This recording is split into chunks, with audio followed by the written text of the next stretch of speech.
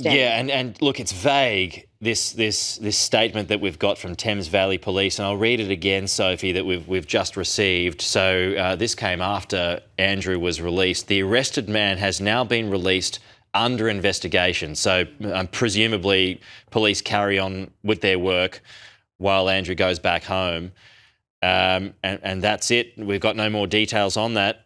They're only saying that searches in Norfolk have concluded, and searches in Berkshire, it's a little closer to London, they're still ongoing. But where you are, I mean, how much activity? We're getting into the early to late evening, Sophie. How much interest is there where you are? Presumably a lot.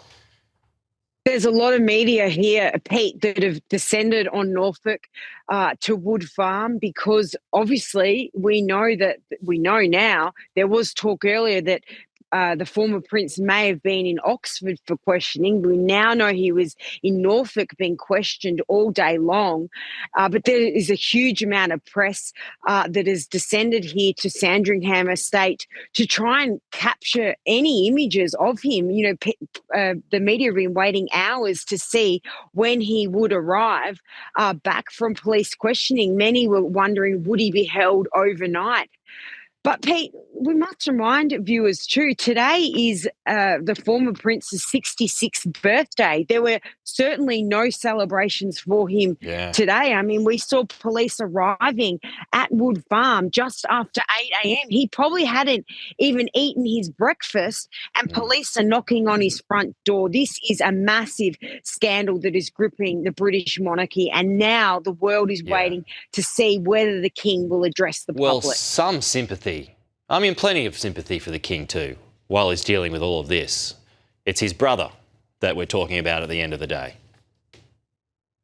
Well, it is, Pete, but there has been a lot of criticism here in the British press that the king did not act swiftly enough in dealing with his brother. This scandal has been engulfing the royal family for some time. It was only in October that he stripped him of his royal titles and told him to pack his suitcases and get out of Royal Lodge. Now, he has gone, Pete, from a 30-room Royal Lodge mansion at Windsor Estate to a police station in Norfolk, being held there today. Presumably, he was held in a cell for some period. He can't be treated any differently than a member of the public.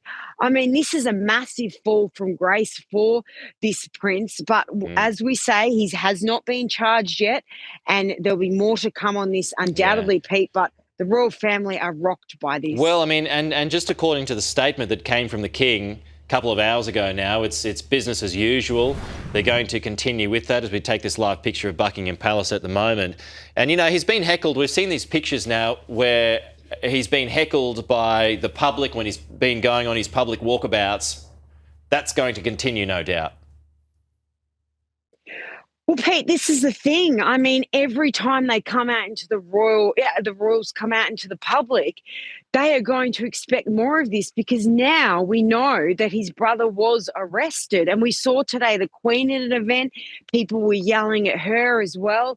I mean, this is just the beginning of it, because finally, I imagine a lot of the British public will be saying, finally, police have taken action, because there has been criticism here that they have not acted quick enough on this, as the allegations, and I must stress, their allegations keep mounting up in relation to Andrew Batten-Windsor's alleged misconduct while he was the UK's trade envoy. Yeah, no doubt they're also taking the police's lead on these things too, and the king has now said, yeah, we're fully cooperating and all of that, but we'll see where it all ends up. Sophie, thank you so much. We'll chat to you again soon.